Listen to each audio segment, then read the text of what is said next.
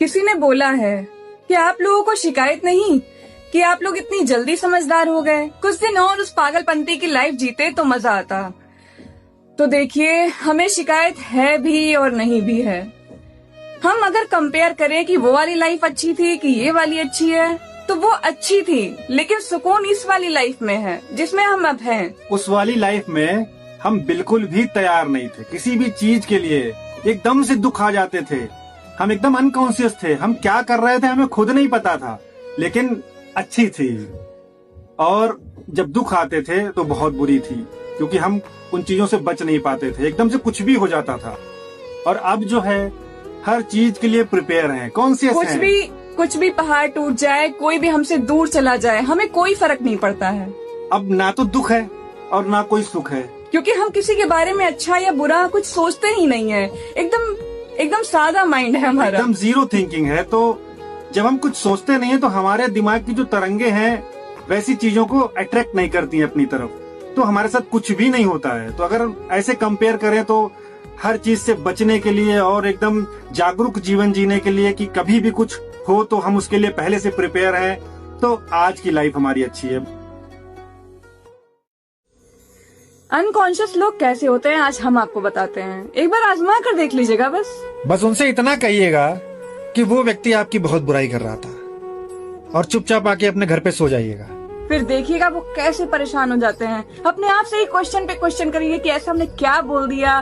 दिन भर उनके माइंड में यही चलता रहेगा। उनकी नींद, उनका चैन, उनका सब कुछ चला जाएगा।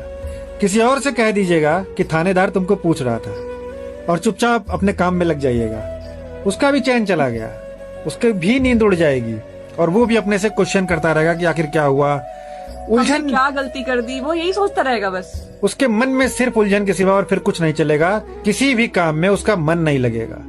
ये अनकॉन्शियस लोग होते हैं, इनका रिमोट किसी और के पास होता है। कोई भी इनको जब चाहे छेड़ देता है, एक बटन दबाता है, सारे बदलाव आ जाते हैं बॉडी में। कैसे भी इनको दुखी किया जा सकता है। बहुत हल्के लोग होते हैं। जो कॉन्शियस लोग होते हैं उन्हें कभी भी दुखी नहीं किया जा सकता। वो अपने मन के मालिक होते हैं, दिमाग से मजबूत होते हैं, मजबूत दिमाग के होते हैं। भानु जी ने कमेंट करा है, दी मैं अपनी किस्मत से बहुत परेशान हूँ। दीदी भैया कोई रास्ता दिखाइए, मैं आपके बताए रास्ते पर ही चलता हूँ। तो देखिए, आप जब तक किस्मत के भरोसे रहेंगे ना तो हमेशा आप परेशान ही रहेंगे। और अब आपने मान ही लिया है कि आपकी किस्मत खराब है तो आप उसे अच्छा करने की कोशिश भी नहीं करेंगे, क्योंकि आपको लगता है कि किस्मत ही खराब है तो हम क्यों अच्छा करें।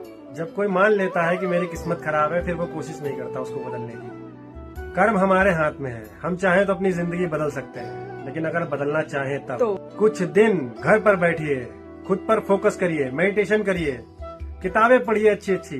जिंदगी अगर 60 साल की है तो केवल 5 साल खुद को दे दीजिए। एकदम दूसरों को देखकर दौड़ते मत रहिए।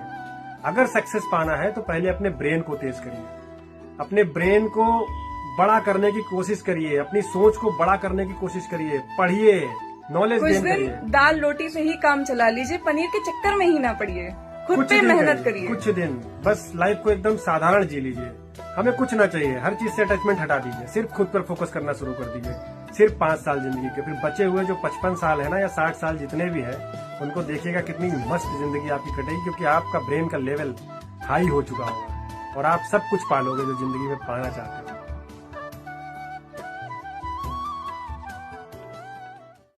आज गणतंत्र दिवस है। आज के दिन हमारा संविधान लागू हुआ था, जिससे हम इंसान खुलकर अपना जीवन जी पा रहे हैं। बचपन से ही हमें आजादी के बारे में बताया जाता है, हम ऐसे आजाद हुए। ये तो कभी बताया नहीं जाता है कि हम गुलाम कैसे बने। 25 करोड़ वाले देश को 2.5 करोड़ वाले देश ने गुलाम बना लिया।